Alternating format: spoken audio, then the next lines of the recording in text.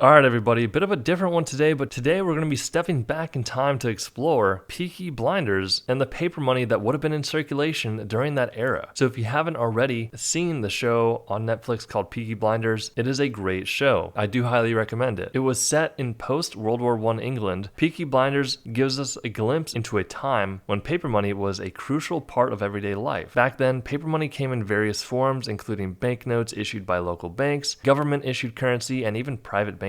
These banknotes were often very beautifully designed, featuring intricate artwork and detailed engraving that reflected the culture and history of the time. So grab your flat caps and let's hop into the history of paper money in the world of Peaky Blinders. So believe it or not, I've actually handled a lot of these types of banknotes in my time. This is a £100 Bank of England Great Britain note. This one is dated January 25th of 1924. You will see some beautiful designs here, and it's a bit distracting on the back end, but everything you see behind there is actually what we call a watermark. So if you held this bill up to the light, you could see light areas in the bill. This is a security feature to make sure no one was counterfeiting these bills. The reality is, back in the day, people were counterfeiting these bills, and they are very high quality. Even to this day, grading companies like PCGS and PMG need to be vigilant whenever they get these bills submitted to them because there are a lot of counterfeits. This £100 bill sold for $2,232.50.